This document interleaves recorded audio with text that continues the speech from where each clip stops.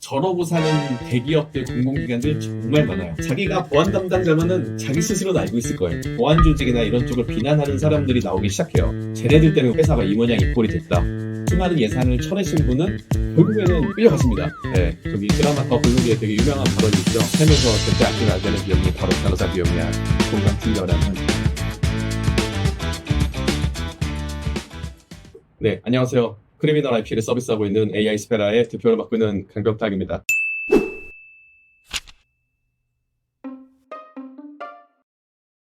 오늘은 SKT 사건을 계기로 한번 기업 내부에서는 실제로 어떤 일들이 발생하는지 그런 얘기를 좀 해보려고 왔습니다. 오늘의 내용은 SKT를 일방적으로 비난하는 내용도 아니고요. 그렇다고 또 SKT를 옹호하는 내용도 아닐 거예요.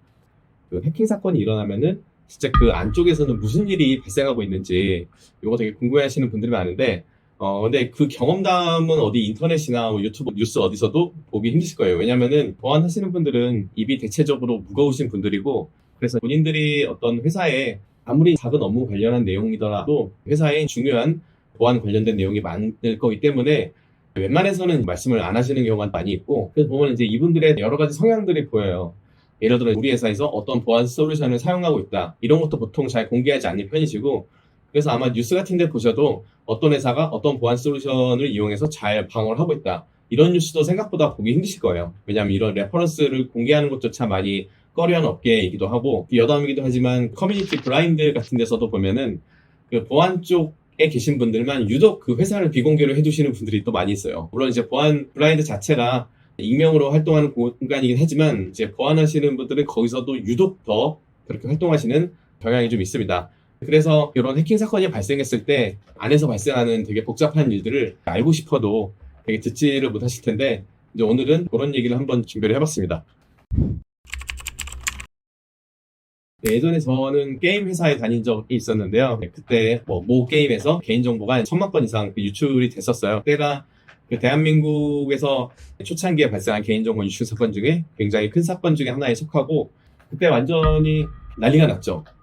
일단 되게 많은 기관들이 이런 개인정보 유출을 발생시켜서 국민들에게 피해를 입힌 이 회사를 이제 어떻게든 처벌을 하고 문제점을 찾아내려고 보안 조직에 계셨던 수많은 분들이 어떻게든 잘 해결하려고 많은 노력을 기울이셨죠. 이제 거기 계셨던 분들 중에 지금 상당수 분들은 또 다른 회사에 CISO로 계시거나 아니면 그 회사에서 열심히 잘 하고 계실 텐데 현재 여전히 거기 계신 분들이나 또는 다른 회사에 가신 분들도 이제 그때 우리가 어떻게 방어를 했고 어떻게 해결했고 이런 얘기를 쉽게 하지 못하세요. 아무래도 현재 회사에 부담이 될 수도 있고 그리고 옮기신 경우에도 자기 옛날에 다니던 회사에 대해서 또 그렇게 얘기하는 게 쉽지 않기 때문에 그런 얘기가 공개가 많이 안 돼 있습니다. 일단 저는 지금은 제 회사에 다니고 있고 제가 남들보다는 약간 더 자유로운 영혼이기 때문에 오늘은 이런 얘기를 할 수 있을 것 같고요. 일단 보안하시는 분들은 어떤 분들이 생각하시기에는 되게 자유로운 영혼이라고 생각하시는 분들이 많이 있어요. 대표적으로 예를 들어서 화이트 해커. 이제 화이트 해커 같은 분들은 되게 자유로운 영혼으로 여기저기 막 해킹을 하고 막 도전 정신 이런 얘기들이 수식어처럼 따라 붙기는 하는데 사실상 그 화이트 해커 분들은 그 기업 내부 안쪽 깊은 곳의 이야기들은 많이 모르세요. 모의 점검을 하고 그리고 외부에서 모의 해킹을 수행하고 하면서 그거를 고치고 문제점을 해결하는 거는 여러 다른 실무 조직들이거든요. 근데 이게 뭐 취약점 있다고 바로 쓱 해결하기에는 너무도 많은 현실적인 난제들이 있기 때문에 정작 보안 문제를 고치시는 실무자분들은 생각보다 자유로운 영혼이지 못하신 분들이 많이 있어요. 왜냐면은 그 작은 취약점이나 보안 문제 하나를 해결하려고 할 때 되게 많은 기업에서 수많은 사이드 이펙트가 생기거든요. 이걸 고치면 저게 무너지고 저걸 이제 보완하면은 저게 영향이 가고 이렇기 때문에 굉장히 보수적인 분들이 운영을 하실 수밖에 없고요. 일단 해킹 사건가 발생하면 가장 먼저 모든 국민들이 쉽게 아실 수 있는 표면적인 모습은 인터넷이든 뭐 TV든 뉴스가 엄청나죠. 그 회사 다니시는 분들은 1차적으로 그런 거에 몰매를 맞아요. 굉장히 회사를 비난하는 사람들이 많아지고 뭐 여기까지는 다들 아시는 얘기일 거예요. 그 다음부터는 자기의 지인들이 엄청 괴롭힙니다. 어떻게 된 거냐? 무슨 일이냐? 사실 그 직원들도 잘 몰라요. 어떻게 되고 있는지. 그리고 그 보안 조직들도 각자 자기 영역에서만 해결을 하려고 움직이기 때문에 전체적으로 큰 틀에서 어떻게 돌아가는지를 다 아는 사람들은 그렇게 많지는 않아요. 그래서 그런 개인적인 애환이 있을 거고요. 제가 확인은 하지 못했는데 지금 SKT도 그렇고 과거에 해킹을 당했던 회사들도 앞에 기자들이 엄청 진을 치고 있을 거예요. 그래서 퇴근하는 직원들 붙잡고 뭐 괴롭힌다던가 이런 일이 많이 발생을 할 거고요. 사실 여기까지는 이제 개인적인 문제일 수 있는데 진짜 힘든 거는 이제 업무적으로 어쨌든 국가기관에서 어떤 문제 때문에 이렇게 발생했는지 원인을 찾으려고 하거든요. 그래서 당연히 기술적인 한국인터넷진흥원 기사라든가 기술적인 문제점을 찾는 거 위해서 그분들이 투입되는 건 너무 당연한 건데 그 외에도 되게 많은 이제 정부기관 분들이 여기 참여를 하게 돼요. 저희 옛날 했던 말로는 여기도 친절하게 시작했다고 이런 표현들 쓰는데 결국 이제 이분들이 보시려고 하는 거는 법적인 준거 하에서 이 회사가 얼마나 보안을 잘했는지 못했는지 이제 이런 거를 계속 파는 거를 찾으려고 하는 거거든요. 뭐 이런 보안 점검했던 뭐 기록 가져와라. 이쪽 구간에 보안 솔루션 뭐 구축한 거 그 내역을 가져와라. 뭐 서버 리스트 가져와라. 이거 뭐 침해 내용 뭐 어떻게 정비한 거 가져와라. 계속 수많은 이제 증적 자료들을 요구를 하고 내부에 있는 보안팀들은 계속 그분들 응대를 해야 돼요. 왜냐하면은 국가기관에서 오셔가지고 문제 파악을 하려고 하는데 또 무작정 쌩깔 수는 없잖아요. 그러니까 기본적인 응대는 당연히 하는데 근데 이제 이 보안팀 분들은 평소에 하시던 일들도 있거든요. 매일매일 데일리로 이제 하시던 태스크들이 있고 그리고 프로젝트성으로 하던 일도 있고 이거를 또 멈출 수도 없어요. 하던 일은 그대로 계속 하게 되면서 정부 쪽이나 여러 가지 기관들 그리고 뭐 언론 쪽이라든가 수많은 대응은 이제 다 해야 되는 굉장히 이제 피곤한 상태가 돼요. 그래서 평소에 이제 일이 진짜 몇 배가 되는데 뭐 그나마 이제 옛날에는 주 52시간이라도 없었으니까 뭐 어떻게든 시간을 갈아 넣어서 대응을 하고 그랬는데 요즘에는 이제 그런 문제는 어떻게 하는지는 잘 모르겠어요. 뭐 굉장히 많은 시간과 정신적인 스트레스를 겪으면서 그 작업을 하고 있을 것으로 보이고요. 그리고 또 이제 발생하는 문제들 중에 하나로는 직원들 중에서 보안 조직이나 이런 쪽을 비난하는 사람들이 나오기 시작해요. 쟤네들 때문에 우리가 회사가 이 모양 이 꼴이 됐다. 이런 말을 이제 아무렇지도 않게 하시는 분들이 생각보다 은근히 있어요. 보안팀 입장에서도 힘이 이제 굉장히 빠지죠. 안 그래도 사방팔방에서 몰매를 때려대는데 그러면 이제 직원들끼리 굉장히 서로 날카로워지게 되고 조직 간의 불협화음도 많이 생기고 그럼 평소에 잘 되던 일들도 계속 문제가 생기고 잘 안 돌아가고 뭐 삐그덕삐그덕거리고 그래서 그런 상태가 이제 몇 달이나 지속이 되거든요. 근데 지금 이제 SKT도 한 4월부터 발생을 했는데 촬영을 한 이 시점 오늘 딱 과징금이 나왔고 앞으로도 몇 달 더 이제 이 상태가 아마 지속이 될 거예요. 사고 수습했으면 또 재발 방지 대책을 위해서 계속 새로운 이제 작업들과 프로젝트를 해야 될 거거든요.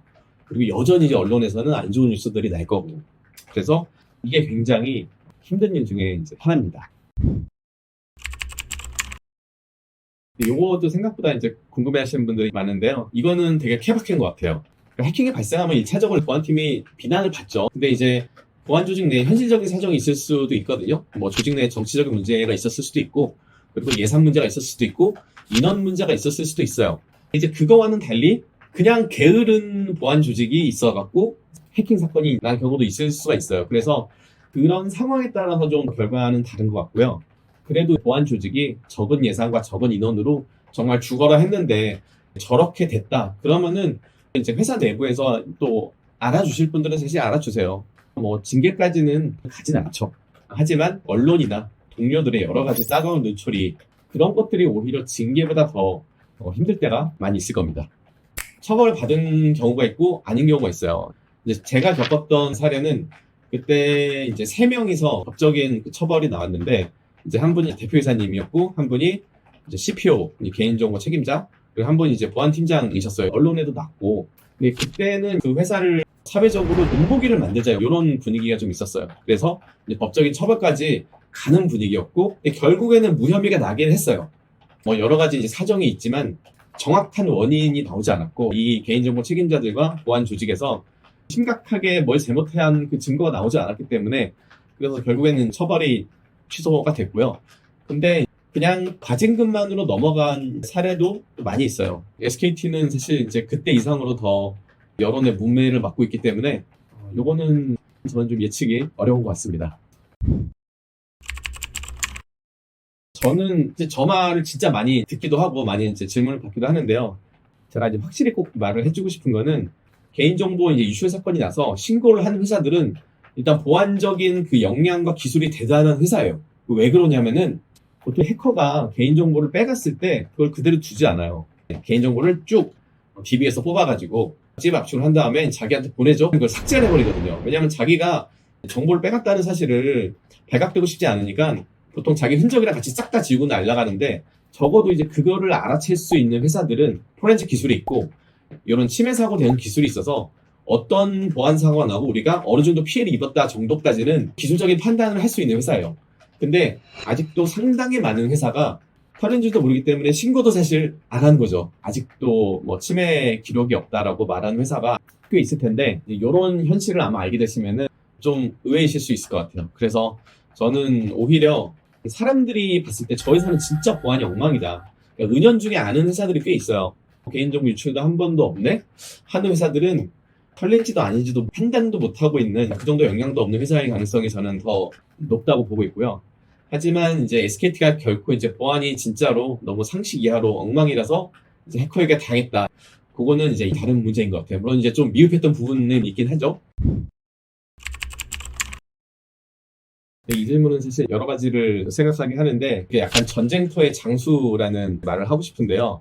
어떤 사람은 대기업 보안팀이나 공공기관 보안팀에 이제 십수년 근무를 했어요. 근데 그 십수년 동안 침해 사고가 한 번도 나지 않았어요. 그래서 이제 이분은 되게 큰 시스템에서 이제 큰 아키텍처 보안을 오래 해왔지만 정작 사건 사고를 겪어보지 못했기 때문에 그런 경험은 없는 거죠. 군대를 치면은 생활을 15년 했는데 전쟁은 한 번도 못 해본 거예요. 이제 어떤 분 같은 경우는 보안 쪽 경력이 한 뭐 5년 이내? 그동안 정말 어마무시한 침해 사고가 회사에서 터졌고 그걸 계속 이제 겪어오고 대응해오고 그 내공이 엄청 생기신 분이에요. 저는 약간 요 차이점에 대해서 이제 얘기를 하고 싶은데, 일단 뭐 이런 SKT 사건이나 이런 이제 큰 해킹 사건이 생기면은 되게 약간 둘로 나뉘는 것 같아요.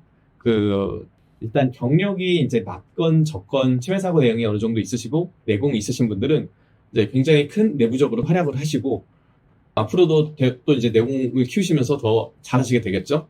근데 앞서 말씀드린 이제 군상을 15년 넘게 했는데 전쟁터에 한 번도 가보지 못하신 분들, 그러니까 약간 책으로 보안을 배우신 분들은 이런 데서 되게 활동을 못 하세요. 그런 사람들 있잖아요. 그 이론 지식은 엄청 빵빵한데 이제 실무에서 영 귀를 못 펴는 사람들, 약간 둘로 갈리는 현상이 좀 있는 경우가 많은 것 같고요. 결국 이런 사건을 겪고 나서부터는 그 잘하는 분들은 이제 아마 회사 내에서 이런 대응을 더 잘해주면 잘해주실수록 회사 내에서 이제 뭐 입지도 좋아지실 거고 더 이제 성장하시고 더 좋은 커리어 쌓으실 수 있으실 텐데, 아니신 분들은 빨리 뭐 조직에서 나가시게 되는 경우도 좀 있을 것 같아요. 그래서 저는 일단 이런 얘기를 좀 하고 싶고요. 누가 잘하고 누가 못했다 이런 얘기보다는 이렇게 나뉠 수 있다라는 말씀을 드리고 싶고, 그리고 또 다른 성격의 얘기로는 사실 보안팀이 너무 무능해서 사건이 터졌다? 이거는 아닌 것 같아요. 왜냐하면은 그러니까 보안 조직이 그 모든 뭐 네트워크 장비나 서버나 운영까지 다 하고 있다면 사실 그 말이 맞아요. 근데 보안팀은 정책을 만들고 검수를 하는 팀인데 정작 운영하는 다른 조직이 있거든요. 그러니까 보안팀이 정책을 내리고 그 정책대로 지시를 했는데 운영하는 조직에서 그거를 이제 따르지 않아서 해킹 사고가 터졌다. 그럼 이거는 누구 잘못일까요? 일단 이거를 사람들이 그 운영 조직의 잘못이라고 말하는 경우는 아마 이제 조직 내부에 있는 사람들은 그렇게 생각할 거예요. 근데 일단 뭐 언론이라든가 외부에서 보기에는 보안 사건 하면은 다 그냥 보안팀 책임 이렇게 가기 때문에 그게 이제 보안 쪽 하시는 분들 입장에서는 좀 불리한 상황인 것 같긴 해요. 어쨌든 이제 회사에서는 여러 가지 서버나 시스템을 운영할 때 굉장히 많은 조직이 운영이 되는데 반드시 이제 보안팀이 모든 책임이 100% 있지는 않은 사실. 하지만 보안팀이 주로 뒤집어 쓰는 좀 이런 안타까운 사실이 있죠. 저는 옛날에는 O, 지금은 X라고 생각해요. 사실 이제 예전 같은 경우는 지금만큼 해킹 기술이 많이 발달하지도 않았고, 특히 중요한 포인트로 AI도 없었어요. 그리고 취약점도 지금만큼 많지 않았고, 더군다나 이제 클라우드도 옛날에는 지금만큼 많지 않았기 때문에 보안 점검이나 모의해킹하는 대상을 딱 정의하기도 이제 복잡하지 않았어요. 근데 요즘 같은 경우는 일단 취약점이 너무 많고 AI 때문에 아무나 해킹 코드를 만들 수 있게 됐어요. 그러니까 옛날에는 그 어떤 취약점이 있어도 그냥 만들 수 있는 사람만 만들어서 공격을 했는데 지금 같은 경우는 그냥 뭐 사실 초딩들도 쓱 만들려면 만들 수 있겠죠. 그 사이클이 너무 짧아진 거예요. 예를 들어서 어떤 보안 취약점이 있다. 그러면은 이제 내부에서는 이 취약점을 보안 조직에서 패치를 하자 혹은 이렇게 수정을 하자라고 하면 실무 조직이랑 미팅을 하겠죠. 그럼 또 반대하는 사람들이 있어요. 이거 처리하면은 뭐 시스템 무슨 영향이 갈 수도 있다. 혹은 그거 하려면 점검을 해야 되는데 지금 우리 중요한 서비스 중이라서 한동안 서버 못 내린다. 이런 얘기를 하다 보면은 1주, 2주, 뭐 한 달, 두 달 갈 때도 있어요. 근데 이제 그 사이에 해커들은 들어올 때도 다 들어오는 거죠. 더군다나 또 모이킹을 또 그렇게 자주 할 수가 없어요. 여러 가지 이제 센 패킷들도 던지게 되고 해커들처럼 똑같이 여러 가지 이상한 짓들을 해보게 되는데 그때 이제 서버에 장애가 생기기도 하고 그러면 또 서비스에 지장이 가고 또 매출에 영향이 가고 이제 보안팀에서 그렇게 적극적으로 모이킹을 못 하게 돼요. 왜냐하면 이제 겁이 나니까. 그리고 잘못해서 심할서울을 쓸 수도 있고 그러다 보니까 모이킹을 많이 해봤자 1년에 한 번, 두 번. 제 인생 가장 열심히 빡시게 하는 곳은 진짜 1년에 4번, 분기별로 한 번 하는 곳이었어요. 제가 자주 하는 말이기도 한데 모이킹을 오늘 했는데 내일 취약점이 나오면은 1년에 한 번 하는 회사는 이제 다음에는 알게 되는 거예요. 그렇기 때문에 어느 정도 예방은 할 수 있었겠죠. 하지만 이걸로 근원적인 대책이라고 보기는 저는 어렵다고 봅니다. 이 논란도 요즘 많이 얘기가 되고 있는데요. ISMS 인증이라는 걸 정확히 정의할 필요가 있을 것 같아요. 왜냐하면은 뭐 최근에 이제 어떤 기사나 어떤 얘기로는 ISMS 인증에 뭐 모의 해킹이나 이런 쪽도 포함을 시켜서 좀 인증을 더 강력하고 빡시게 만들자. 그게 이제 ISMS 인증을 받았는데도 이런 해킹 사고가 터지니까 이제 그쪽을 더 강화시키자라는 얘기를 하는 것 같은데 근데 그거는 많은 보안업계 사람들한테 좀 안 좋은 평가를 듣고 있는 말이에요. ISMS 인증은 보안 관리 체계예요. 그러니까 보안을 얼마나 잘 관리하는지를 보는 거고 해커가 뚫고 들어오는 거랑은 또 약간은 별개의 문제예요. 물론 어느 정도의 영향은 있죠. 비유하면 이런 거예요. 그러니까 도둑이 들어오면 경보가 울리는 뭐 ADT 캡스나 세콤이라고 쳤을 때 그 출입문에 경보를 달아두잖아요. 이제 이런 시스템을 가정을 해봤을 때 경보가 잘 울리는지 정기적으로 점검을 하겠죠. 그리고 하루에 한 번씩 체크하면서 이게 뭐 불빛이 잘 들어오는지 그러니까 이런 거를 체크하는 게 관리 체계죠. 그러니까 ISMS는 우리가 보안 시스템이나 보안 아키텍처를 운영을 하면서 기본적인 체크를 해야 될 것들, 갖춰야 될 절차들과 규정들을 이제 체크하는 거지 해커가 뚫고 들어오는 거기를 들여다보는 관점은 아니죠.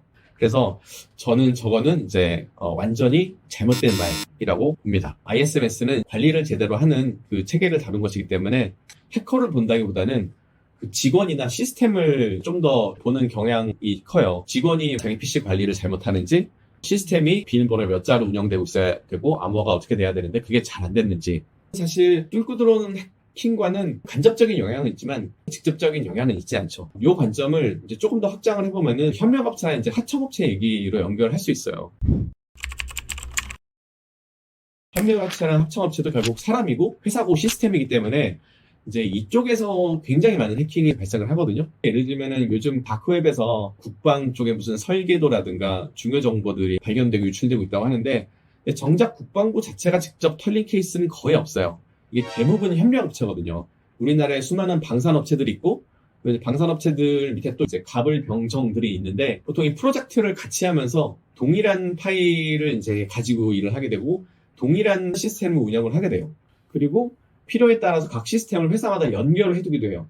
그러면은 예를 들어 이제 국방부에 있는 어떤 시스템을 해킹하기 어려울 때는 협력업체 회사를 타고 국방부에 쉽게 액세스를 할 수도 있어요. 그러니까 이게 대기업이나 공공기관의 이제 뭐 SKT를 비롯해서 수많은 큰 기관들이 굉장히 많은 협력업체, 하청업체를 쓰고 있는데 정말 많은 시스템에 얼기설기 얽혀 있거든요. 그쪽을 통해서 이제 타고 들어오는 케이스가 정말 많습니다. 그리고 얼마 전에 저희 유튜브 채널에서도 또 설명했었던 대한민국 그 방첩사 외교부 김숙희 해킹 사건에서도 이제 그 해커가 보면은 우리나라 이제 그 가불병정 요 프로세스와 시스템을 되게 잘 알고 있는 것 같아요. 어느 중소기업을 털면은 어느 대기업에 어디까지 들어갈 수 있고 어느 공공기관에 어디까지 들어갈 수 있다. 아마 이런 체계를 쫙 깨고 있을 거예요. 그렇기 때문에 이런 협력업체나 하청업체의 보안 문제가 지금 심각한 상태라고 말씀을 드리고 싶습니다.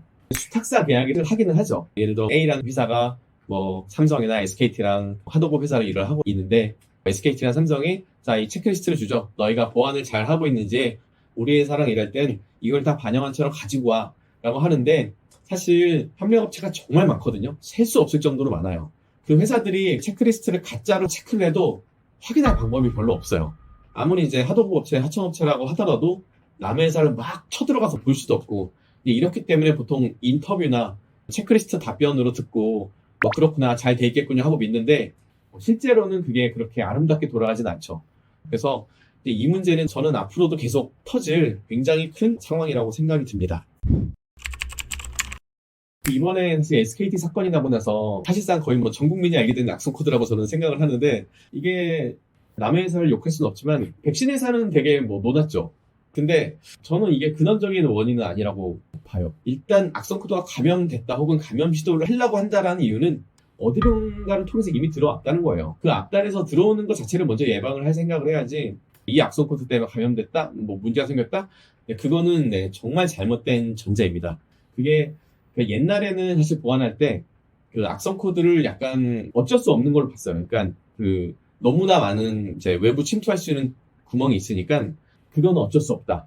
하지만 악성 코드가 들어올 때 그때 백신으로 잡자. 이런 식으로 이제 홍보도 많이 했고 보안 컨퍼런스 가도 설명 많이 해요. 근데 요즘은 세상이 많이 달라졌죠. 악성 코드는 사실 SKT 사건에서 유명해진 이유가 원인도 제대로 아직 밝혀지지도 않았고 여러 가지 오픈할 수 없는 사실들이 많이 있는 가운데 일단 서버 점검을 했을 때 거기 딱 박혀있기 때문에 제일 얘기하고 쉬운 게 악성 코드예요. 그래서 이제 악성 코드 봤더니 이거는 뭐 어디서 누가 만든 뭐더라 하고 그걸 발표를 하면은 이제 약간 분위기 악성 코드처럼 가버리긴 하는데, 사실상 악성 코드는 이미 침투가 되고 난 이후의 문제이기 때문에 저는 저걸로 해결은 되지는 않았을 거라고 봅니다. 백신이 깔려 있었으면은 그 백신이 탐지하지 못하는 다른 악성 코드를 썼겠죠. 저는 이거는 그렇다고 봐요. 왜냐하면 이제 아까 말씀드렸던 ISMS 같은 경우는 그냥 관리 체계일 뿐이고, 실제로 해킹이 발생했을 때 예방하는 혹은 빠르게 대응하는, 그리고 새로 발생하는 제로데이 같은 해킹을 방어하기 위해서는 새로운 체계가 좀 필요하다고 보고요. 이제 그거를 뭐 인증으로 만들어야 되느냐 아니냐는 뭐 나라님들이 이제 생각하시는 문제고, 저는 체계가 필요하다는 거에 되게 동의하는데요. 이제 그 이유 중에 하나가 사실 지금 이제 보안이 전반적으로 좋아졌어요. 그러니까 이 말에 동의를 안 하실 국민들은 물론 굉장히 많겠지만, 보안이 좋아졌다는 말은 보안 솔루션의 종류가 굉장히 많아졌고, 그거를 이제 구매하는 기업들이 여기저기 많은 보안 솔루션을 갖다가 구축을 해요. 여기까지 좋은 점은 그 가시화, 그러니까 비지빌리티가 되게 좋아졌어요. 이 보안 솔루션의 여기를 보면은 이런 문제가 지금 발생했다는 걸 알 수 있고, 어디가 이제 이상 증상이 보일 때 이 솔루션의 이쪽을 보면은 뭐를 볼 수 있고, 이런 쪽까지 이제 그 확인하는 요 시야가 넓어졌기 때문에, 그러니까 저는 여기까지는 ISMS의 굉장히 큰 공 중에 하나라고 생각도 들고, 보안업계가 많이 발전하고 있는 증거 중에 하나라고 봐요. 문제는 뭐냐면은 이제 그래서 자 이제 문제까지 확인을 했어요. 근데 그 다음에 이제 뭔가 그 해킹스러운 액션이 혹은 신호가 왔을 때 바로 그 즉각 차단을 먹이든지 어떠한 대응을 해야 되는데, 지금 그쪽 체계가 생각보다 없거든요. 그 이유가 오진이나 장애 때문인데, 예를 들어 이제 어떤 직원 PC에서 어떤 악성 코드 흔적이 딱 발견됐어요. 그럼 그때 또 다른 시스템에서 자동으로 시스템 격리를 하거나 다른 블럭 시스템에서 촥 단계별로 막아주면은 그 악성 코드는 그냥 그 PC에서 감염되고 끝날 수 있거든요. 근데 그 작업을 생각보다 자동화해서 하고 있는 회사들이 많지 않고, 결국엔 사람들이 들여다봐요. 사람들이 들여다보면은 이게 무슨 일인지 그 자리에 직접 가서 확인할 수도 있고, 아니면 또 모여서 뭐 회의를 하면서 또 생각을 할 수도 있고, 또 시스템을 막 돌려봐요. 돌려보면서 이게 진짜인지 아닌지 체크를 해요. 왜냐면 무턱대고 막았다가는 장애가 나거나 이 사람 업무에 영향이 끼치면은 보안 조직은 평가에 악영향을 받을 수 있어요. 이제 그렇기 때문에 보안 조직의 몸을 약간 사리게 되는 경향이 또 있거든요. 뭔가 이상 징후가 나왔을 때 적극적으로 대응을 못 하는 거예요. 그리고 표준이나 그런 체계가 없어요. 이런 상황 이렇게 빡빡 과감히 막아야 된다고 이런 게 없기 때문에 보는 시야는 넓어졌는데, 결국 그걸 막을 수 있는 액션 쪽으로 가지를 못하고 있다. 그래서 그런 ISMS가 아닌 민방위 훈련 같은 이제 그런 체계를 갖춰야 된다. 저는 좀 그런 생각이 들고요. 요즘 국정원 망분리, SQL, SF 같은 그런 이슈 같은 경우도 기존에 국가에서 망분리를 해서 쓰고 있었는데, 그 망을 풀 때는 뭔가 그래도 대책이나 새로운 대안이 있어야 될 거 아니냐. 그래서 만들고 있는 규정들이잖아요. 거기서도 그래서 ISMS 같은 거 말고 새로운 실제 해킹 대응을 할 수 있는 그런 규정을 계속 아마 만들고 있는 걸로 알고 있습니다. 네, 저는 사실 많이 웃었어요. 그러니까 이거는 SKT를 일방적으로 옹호하는 건 아니고요. 저는 SKT가 재수 없어서 당하는 거라고 생각해요. 왜냐면은 사실 저러고 사는 대기업들, 공공기관들 정말 많아요. 진짜 상상을 초월할 정도로 많아요. 근데 아마 자기가 보안 담당자면은 자기 스스로도 알고 있을 거예요. 위에서는 물론 모르겠죠. 위에 팀장님이라든가 CISO분들은 모를 거예요. 근데 각각 실무자들만 알고 있는 불편한 구멍들이 있어요. 그것들이 저는 이번에 SKT 사건을 통해서 빵 터진 거라고 생각을 하고, 되게 많은 회사들이 그 사건을 보고 우리 회사도 빨리 지금이라도 고쳐야겠다라고 움직이는 회사들이 되게 많으실 걸로 저는 알고 있어요. 고쳐졌으면은 사실 다행이긴 한데, 우리는 사람이 적으니까, 우리는 예산이 없으니까 어쩔 수 없어 하면서 아직도 그냥 두고 있는 회사가 저는 많이 있을 거라고 생각을 하거든요. 뭐 패스워드 같은 거, 뭐 어떤 서버에 저장해 두고 그냥 거기서 컨트롤 CV에서 로그인하는 회사들, 되게 오래된 운영 체제에 아직도 안 바꾸고 그대로 쓰고 있는 회사들, 누락되어 있는 서버가 엄청 많은데도 그냥 내버려두는 회사들 정말 많습니다. 그런 얘기를 많이 해요. 과감히 당당히 SKT에 돌 던질 수 있는 보안업계 사람들 몇이나 될 수 있냐, 그런 얘기들을 많이 합니다. 요거는 좀 민감한 질문이긴 한데요. 이거는 제가 이제 S24에 아는 사람이 사실 한 명도 없기 때문에 S24 내부는 어떻게 되는지 정확히 모른다는 걸 전제하에 순전히 제 상상만으로 말씀을 드리면은, 일단 S24 얘기는 아니고 유사 해킹이 또 발생했을 때 그 원인, 그 회사가 그 IT가 전반적으로 문제의 가능성이 굉장히 커요. 보안이 문제면은 사고 난 다음에 저렇게 둘 리가 없거든요. 회사 내부에서 받아들이는 자세 자체가 달라요. 근데 S24 얘기가 절대 아닙니다. 어떤 회사를 보면 굉장히 큰 회사고 대기업이고 공공기관이긴 한데 IT 자체를 엄청 그냥 낮게 보는 회사들이 있어요. 약간 뭐 구전산실 같은 그런 느낌. 시스템이 낙후돼도 바꾸지도 않고 보안 쪽이나 IT 쪽에 사람을 많이 두지도 않아요. 그리고 웬만한 건 외주줘서 대충 만들고 그리고 유지보수도 하지 않아요. 그런 회사들은 해킹을 당해도 2달 만에 복구가 안 됩니다. 그리고 너무 구멍이 많기 때문에 복구를 열심히 하고 있었어도 또 다른 구멍들이 계속 지금 있어서 이제 그런 가능성이 저는 크다고 봐요. 그래서 저는 이제 꼭 하고 싶은 얘기가, IT 시스템이 사람이 이제 숫자가 많고 손으로 안 쓰고 시스템을 편하게 쓰려고 하는 그런 시스템인데, 자동화돼서 돌아간다고 그게 영원히 자동화돼서 가지 않아요. 사람도 맨날 집에만 있어도 발바닥도 더러워지고 하는 것처럼 IT 시스템 가만히 놔두면은 라이브러리도 오래되고 시스템도 낙후되고 OS도 문제되고 뭐 하드디스크 문제 이런 것도 생겨요. 소프트웨어건 하드웨어건 기본적인 그 라이프 사이클이 있는데 그때마다 교체해주고 업그레이드 해주고 개량을 해줘야 됩니다. 저는 보안이 문제가 아니고 그걸 하지 않는 회사들이 IT 자체에 대한 기본이 안 돼 있기 때문에 해킹 사건이 발생한다고 생각합니다. 네, 요거는 지금 이 영상을 이제 찍는 시점에서 딱 오늘 과징금이 났는데요. 싼지 비싼지 요 얘기를 하고 싶진 않고요. 이 처벌하는 문화에 대해서 얘기를 하고 싶어요. 제가 보안하는 사람이라서 얘기하는 건 아니고 너무 잘못된 거예요. 왜냐면은 저렇게 계속 처벌만 하면은 점점 더 감추려고 할 거고요. 그리고 점점 더 신고를 안 하게 될 거예요. 그리고 형평성 문제도 생길 겁니다. 어떤 업체는 어땠는데 이 회사는 왜 더 나오고 이 회사는 왜 덜 나오고, 그러니까 기준에 대해서 되게 들쭉날쭉한 문제도 생길 거고요. 앞으로 보안업계 사람들, 그러니까 자라나는 우리 이제 꿈나무들이 보안업계에 안 올라갈 것 같아요. 회사 잘못 들어갔다가 내가 처벌받고 회사에 X된다, 이제 이렇게 생각할 수도 있고, 이게 보안업계에서 약간 뒷말로 하는 얘기가 CIS는 라는 얘기를 하거든요. 그게 사실 되게 안 좋은 말이에요. 왜냐하면 일단 처벌을 기본으로 깔고 가기 때문에 사람들의 생각하에 보안사고는 언제든지 터질 수 있고, 보안사고가 터지면은 뭐 저기 대표이사에 대해서 끌려갈 사람이 꼭 있는 게 좋다, 이런 기본적인 생각을 하고 있기 때문에 CISO가 라는 얘기가 나오는 거거든요. 그래서 과징금을 때리는 저런 문화, 물론 이제 뭐 어느 정도는 필요하죠. 근데 과징금 때문에 뭐 수위가 세니 약했니, 뭐 저 회사보다 우리 회사를 뭐 더 심하게 하니, 우리만 이러니, 이제 이런 얘기를 예방하기 위해서라도 보안을 열심히 하고 잘한 기업한테 세금 혜택이라든가 여러 가지 베네핏을 주는 쪽으로 가야지, 과징금을 저렇게 자꾸 이렇게 처벌을 하려는 쪽으로 가는 것은 저는 굉장히 좋지 않은 문화라고 생각을 합니다. 제일 큰 문제 중에 하나라고 보는데요. 많은 기업들이 얘기를 해요. 보안 조직은 어떻게 평가를 줄 것이냐. 왜냐하면 이제 돈을 버는 조직은 아니죠.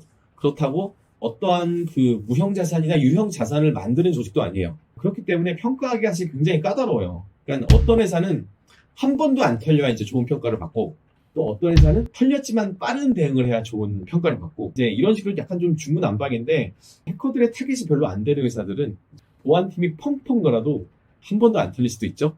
그러면 이제 이 친구는 펑펑 놀았는데 좋은 평가를 받아요.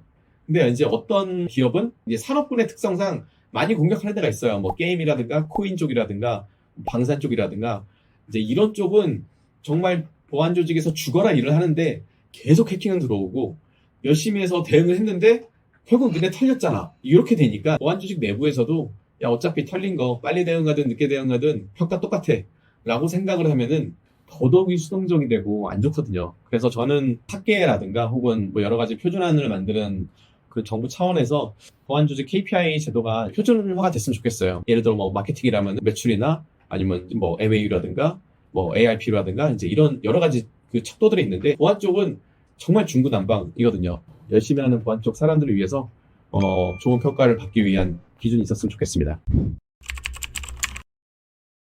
보안 쪽에 들어가는 돈이 아마 경영진 분들은 이제 아까울 거예요. 별로 뭐 이렇게 도움되는 것도 없는데 돈만 많이 든다라는 생각을 하시는 분들이 이제 아직도 당연히 이제 무진장 많죠. SKT 사건이 났음에도 불구하고 아직도 그런 생각하시는 분들이 정말 많을 거예요. 근데 해킹 사고 나면요, 진짜 무서운 것 중에 하나가 그동안 했던 업무 히스토리를 뒤지거든요. 이제 수사 쪽 하시는 분들이나 공공기업 분들이 내부 이제 위키 시스템이나 티켓 시스템이나 결제 시스템을 다 뒤져가지고 경영진이 보안 예산을 깎았는지, 비싸니까 못 사게 했는지, 이거 돈 들어가니까 하지 마라든지 진짜 골로 가는 겁니다. 그래서 경영진 분들이나 이제 예산 만드신 분들은 앞으로 이제 우리 회사가 절대 털리지 않을 자신이 있다가 아니라면은 이게 실무진들이 어렵게 올린 결제들 예산을 이제 작사를 낸다든가 뭐 이리 비싼 돈을 들여야 되냐면서 깎아내리는 발언 같은 거를 절대 하시면은 안 됩니다. 그게 나중에 법적인 문제까지 가게 돼요. 변호사까지도 사야 되고요. 이건 경영진 분들이 정말 중요한 얘기예요. 실제로 그래서 그렇게 수많은 예산을 쳐내신 분은 결국에는 끌려가십니다. 네.